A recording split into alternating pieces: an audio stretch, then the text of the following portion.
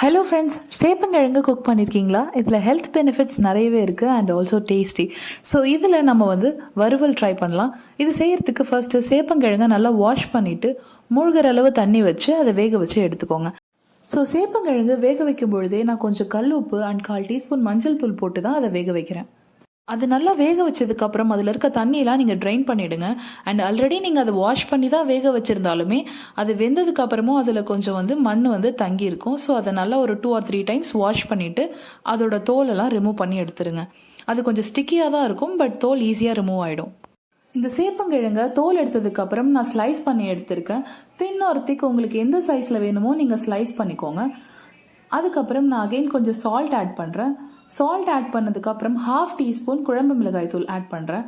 குழந்தைங்களுக்கு கொடுக்குறீங்கன்னா இந்த அளவு ஸ்பைஸ் ஓகே தான். பட் பெரியவங்க எல்லாரும் சாப்பிட்றீங்கன்னா 1 to 1.5 டேபிள் ஸ்பூன் வரைக்கும் நீங்கள் குழம்பு மிளகாய் தூள் ஆட் பண்ணிக்கலாம். அண்ட் சில்லி பவுடர் ஆல்சோ நீங்கள் ஆட் பண்ணிக்கலாம். இதுக்கப்புறம் நான் ஒரு 1/4 டீஸ்பூன் பெப்பர் பவுடர் ஆட் பண்ணுறேன். அதுக்கப்புறம் நீங்கள் போட்டிருக்க சில்லி பவுடர், பெப்பர், சால்ட் இதெல்லாம் அந்த கிழங்கோட நல்லா மிக்ஸ் ஆகியிருக்கான்னு செக் பண்ணிக்கோங்க. பிகாஸ் அது ரொம்ப ஸ்டிக்கியாக இருக்கும். அதனால நீங்கள் அதெல்லாம் போடும்போதே கொஞ்சம் தூவி விட்ட மாதிரி போட்டிங்கன்னா அது கொஞ்சம் மிக்ஸ் ஆகிடும். இல்லைனா அதை தனியாக பெப்பர் பவுடர் ஆர் சால்ட் அதெல்லாம் தனியாக மிக்ஸ் பண்ணிவிட்டு கிழங்கோட ஆட் பண்ணிக்கோங்க.